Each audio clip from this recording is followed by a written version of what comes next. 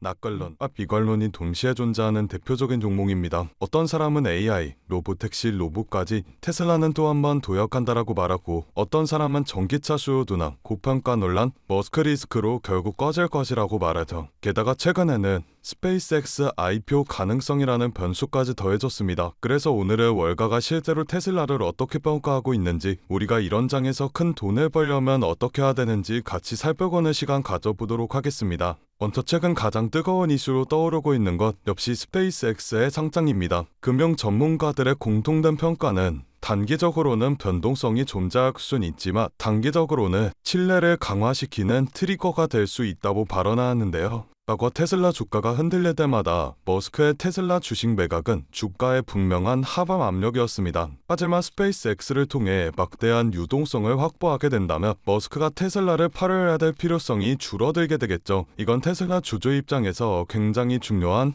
구조적 리스크 완화라고 볼 수가 있습니다. 또한 스페이스X는 우주발사 시장의 지배력이 높고 스타링크에 대한 수익성을 입증시켰으며 북방 위성, AI 기술력까지 갖춘 기업입니다. 이 회사가 상장을 통해 시장에서 정식으로 검증받는 순간 같은 기술 AI DNA를 공유하는 테슬라도 평가 대상이 되겠죠. 하지만 부정적인 시선도 존재하긴 합니다. 테슬라 주가에는 머스크 프리미엄이 상당 부분 반영되어 있습니다. 그런데 이제 투자자들은 화성 탐사, 스타링크, 우주산업이라는 더 직접적이고 자극적인 선택지를 스페이스X를 통해 가질 수가 있게 됩니다. 테슬라에만 몰렸던 이 미래 프리미엄이 스페이스X와 나눠질 수도 있다라는 건데요. 실제로 전문가들은 IPO 전후 테슬라 주가의 단기 변동성 확대 가능성을 지적하였습니다. 하지만 여기서 중요한 포인트는 가치 훼손이 아니라 이 관심 분산 문제라는 점입니다. 이제 현실적인 부분을 좀 체크해 볼까요?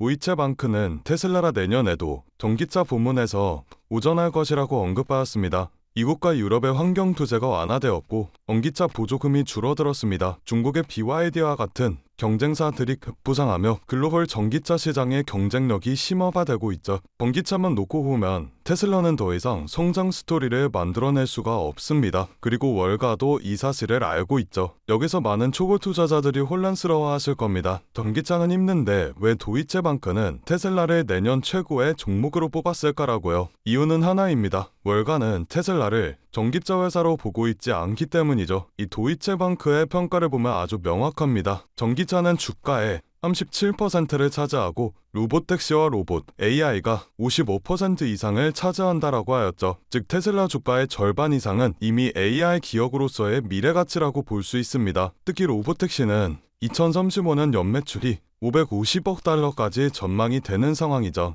현재 정보와 구조를 기준으로 보면 테슬라는 하락보다는 상승 가능성이 더 큰 종목이라고 볼 수 있습니다. 그리고 그 상승의 핵심은 전기차가 아니라 AI와 로봇이라고 볼 수 있죠. 정리하자면 결국 테슬라 주가는 우리가 상상하는 그 이상의 가격까지 상승할 것으로 보입니다.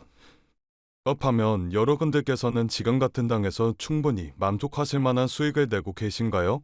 요즘 시장 정말 쉽지 않은 시장입니다. 금리와 인플레이션, 지정학적 리스크 등등 주식은 계속 오르는데 나만 뒤처지는 것 같고 투자를 하고는 싶은데 도대체 어디에 투자해야 되는지 막막하신 분들이 대다수이실 겁니다. 그런데 말이죠. 이런 장일수록 돈이 도는 방향을 우리는 정확히 알고 있어야 합니다. 왜냐면 이런 불안정한 장에서도 누군가는 조용히 큰 돈을 벌고 있기 때문이죠. 그 사람들과 우리가 다른 점은 뭘까요? 자금의 흐름을 읽는 눈을 가지고 있다라는 점입니다. 코로나가 유행하는 시기엔 코로나 백신을 개발하는 회사의 주식이 폭발적으로 올라갔고 트럼프 대통령이 미국을 암호화폐 수도로 만들겠다고 공언하였을 땐 비트코인의 가격이 엄청나게 상승하였습니다. 이렇게 자본은 항상 시대의 트렌드에 맞게 변화하고 짧은 시간 내에 우리에게 큰 수익을 안겨주었죠. 그렇다면 지금 시장의 트렌드는 어떤 것이고 자본은 어디로 흘러가고 있을까요? 바로 데이터 센터입니다. 지금 세상은 단순한 기술 경쟁을 하고 있지 않습니다. 데이터 전쟁을 하고 있죠. AI가 발전하려면 결국 데이터가 필요하고 그 데이터를 저장하고 처리하고 학습시키는 공간이 바로 데이터 센터입니다. AI의 심장이라고 볼 수가 있죠.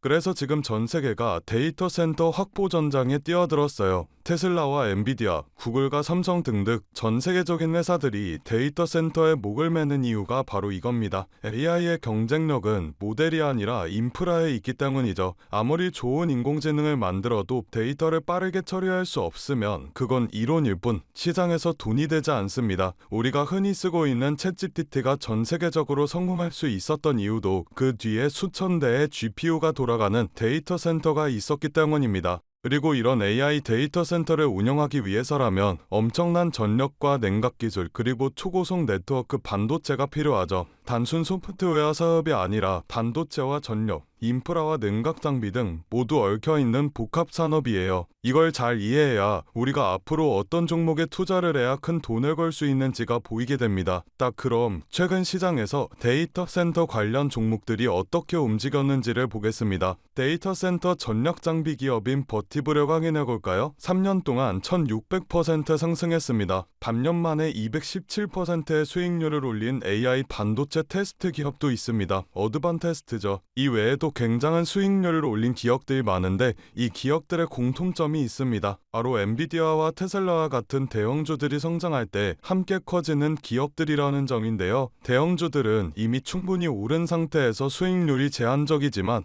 수혜를 받는 이런 서포트 기업들은 폭발적인 수익을 기대해 볼 수가 있습니다. 테슬라를 확인해 볼까요? 테슬라는 지금 AI와 로봇 사업을 위한 자체 데이터 센터를 확대하고 있습니다. 테슬라의 로보택시와 FSD, 옵티머스와 AI 기술, 이 모든 기술은 AI 학습 데이터 센터 없이는 돌아가지 않습니다. 즉 테슬라가 AI 사업을 확장할수록 데이터 센터 인프라 기업들의 매출은 같이 폭등하게 될 것이라는 말이죠. 여러분들, 테슬라와 엔비디아가 1년에 각각 50%씩 상승했을 때 그 부품을 납품하는 기업들은 400%, 500%씩 올랐습니다. 테슬라가 AI 칩과 슈퍼컴퓨터, 로봇 사업을 넓힐수록 그걸 돕는 반도체와 냉각, 전력 인프라 기업들은 테슬라의 상승보다 훨씬 더 큰 폭으로 상승하게 될 겁니다. 이건 단순한 추측이 아니라 시장 자금이 실제로 움직인 방향입니다. 최근 기관 투자자들이 데이터 센터 인프라 ETF를 사들이는 이유도 테슬라, 엔비디아 중심의 AI 시장이 결국 인프라 전쟁으로 갈 것으로 보고 있기 때문이죠. 이런 흐름에서 우리가 해야 할 일은 단순합니다. 테슬라나 엔비디아와 같은 대형주들에 안정적으로 투자를 하되 그들이 성장할 때 직접적으로 수혜를 받는 기업들을 우리 포트폴리오에 추가해야 합니다. 이걸 리스크를 줄이면서 수익률을 극대화하는 가장 효율적인 방법이죠. 그래서 제가 저의 소중한 구독자분들을 위한 선물을 하나 준비했습니다. 좋아요와 구독 눌러주신 분들에 한해서 월가 애널리스트들이 실제 세력들의 매집이 포착된 테슬라와 엔비디아의 수혜 종목을 오픈해드리려고 합니다. 영상 하단에 더보기 버튼을 눌러주신 후 파란색 링크를 눌러 간단한 설문조사를 진행해주시면 구독자이신지 확인 후에 무료로 수혜 종목 안내해드리고 있습니다. 저 지선우는 금전 요구 투자 강요 전혀 없으니 안심하고 받아보셔도 되고요. 기업에 투자를 하지 않으신다고 하시더라도 이 기업에 대해 공부해보시고 알아보시는 것만으로도 여러분들의 투자 인생에 굉장히 큰 도움이 될 것이라는 말씀을 드리고 싶습니다. 제가 드린 종목이 정말 오르는지 확인만 해보신 후에 포트폴리오에 추가해 두셔도 좋으니 관심 있는 분들께서는 아래 링크에서 참여해 주시면 되겠습니다. 여러분들, 지금 시장은 단순한 기술 싸움이 아닙니다. 전력 싸움, 데이터 싸움, 그리고 속도 싸움이에요. AI의 시대는 이미 시작되었고 이제 그 속도를 감당할 수 있는 인프라 기업이 다음 부의 주인공이 될 겁니다. 오늘 제가 준비한 영상은 여기까지입니다. 오늘도 영상 끝까지 시청해주셔서 정말 감사드리고 저는 다음 영상에서 더 알찬 내용으로 인사드리도록 하겠습니다. 성토하시고 다음 영상에서 뵙겠습니다. 감사합니다.